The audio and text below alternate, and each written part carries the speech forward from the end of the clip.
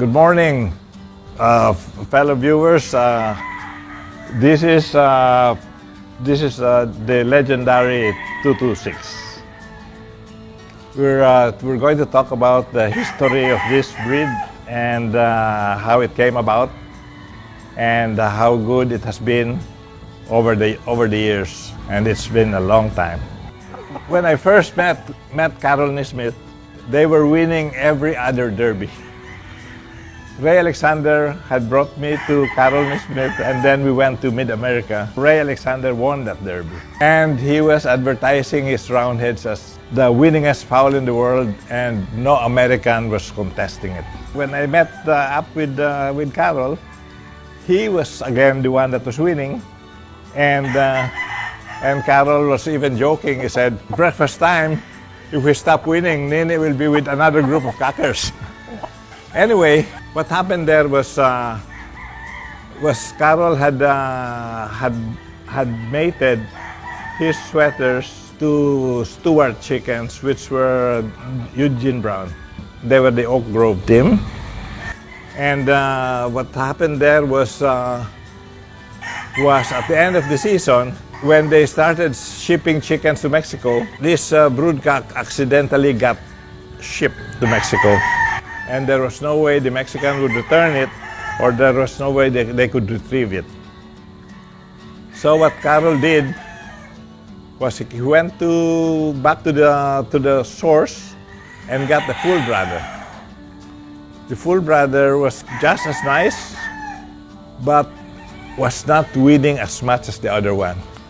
So what he did was he single-mated an old left-in hen, which was pure sweater, another old right-out hen, which was also pure sweater, and he tried to look for the pullets of that old other sweater that got shipped out.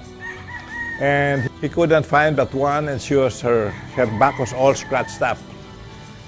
So what Carol got her anyway, and single-mated her towards the end of the season. When I got there, I bought a trio. I got one hen from the left-in hen, I got one pullet from the right-out hen, and I got one stag from the Possum hen. They called her the Possum hen because there was 4 of them. The sisters were eaten by the possum, that's why her back was all scratched up.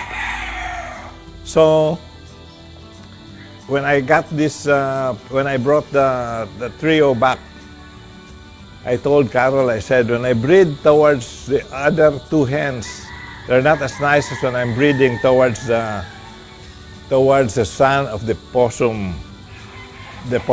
pullet.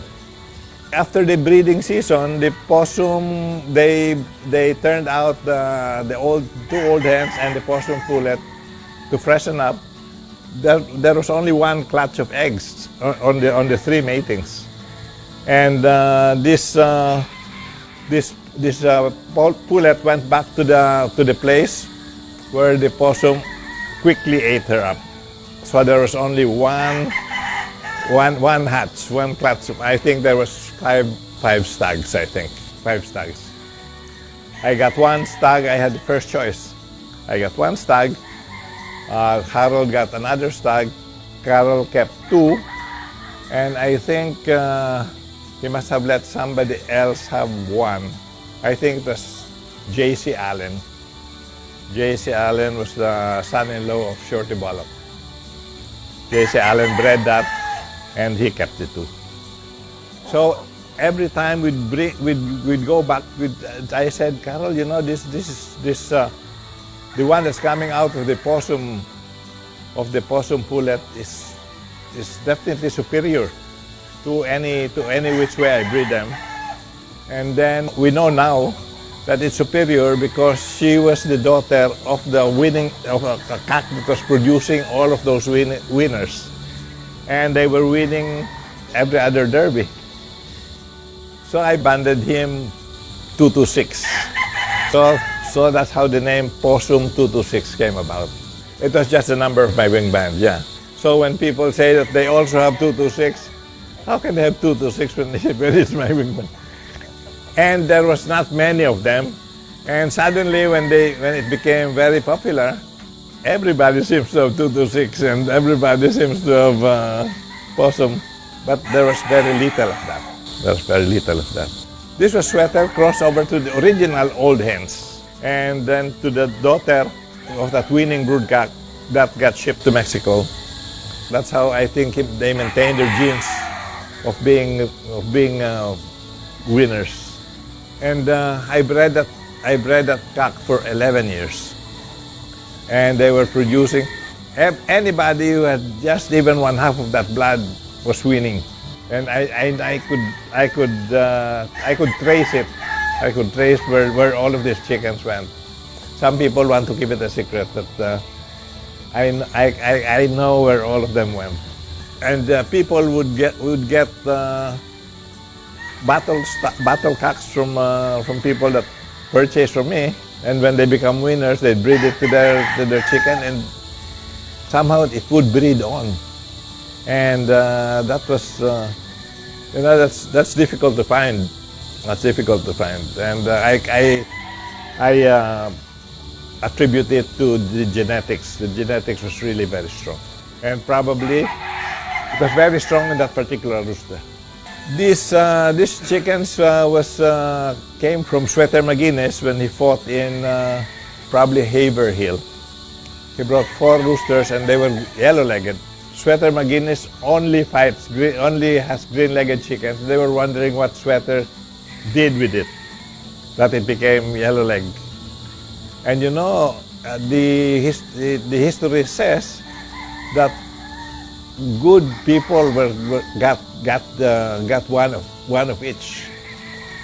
Ray Hoskins got one. Walter Kelso had one.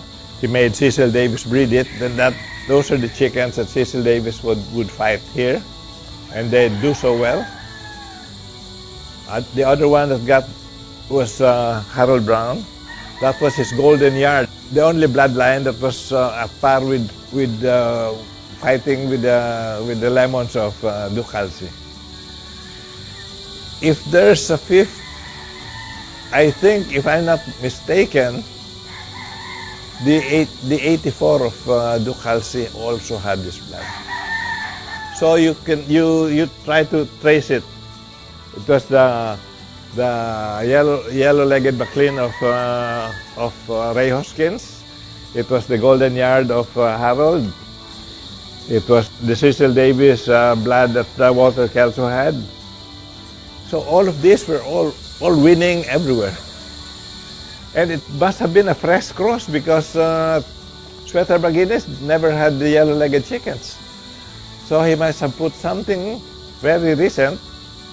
It must have been a fresh cross, meaning you don't really need very, very inbred chickens to produce as long as you're able to keep it. Like Ovid Michael would say, there is no greater virtue than the mere retention of what you have. So I think I've proven that with Ray Alexander's roundheads, with the sweaters, and these high-action hats. These high-action hats, that's another story, but it's also a success story. You know, I was a good friend of Carol, so I would know his pens, and I could see where I could get fresh blood without altering the old blood. So I knew where to get the fresh blood. Incidentally, Harold had this yellow-legged blood, and then when he started getting some green-legged pullets, he bred sweaters to the green-legged side, and they became green-legged, so they became hatches. And this high action is the green-legged side of the sweater. So when you put them together, it's a merger and an explosion of good genes. This is exactly how they look like since we've started with them. They haven't lost any of their beauty. Their legs are nice and keen, and they got good bodies. And you can breed them to a duck, and they'll still win. Well, my sweaters had always been 226. And we've fought everywhere. We've fought Candelaria. We've won that 3 times. People have fought there all their lives and never won once. We fought in Araneta, and I've only joined Araneta several times, and I won it several times. Even the Thunderbird Challenge, I've joined the Thunderbird Challenge 4 times and became champion twice with perfect scores. And we fought in Dumaguete, we fought in, and one of the biggest rooster fights is in Davao. In the Araw ng Davao, we've also won that twice. And the 2 times that we did not win it, we were just 1 fight away from winning it. 5 out of 6 twice, and 6 out of 6 twice. They're very versatile. If the other rooster wants to engage, they'll climb as high as the other rooster wants to go. If they meet on the ground, they also cut very well, and they have normally they have more feet than their opponents. So it's been the most successful pure or crossed. They carry themselves, and when you cross them to something that you also like in the other bloodline, that they allow that trait to come out. So they're a good dancing partner. They don't step on the feet of the other partner. They get better as cocks. They're kinda inbred, and they're a little bit slightly late maturing. Thank you for visiting me. This is my signature 226, and like Thunderbird, wala nang iba.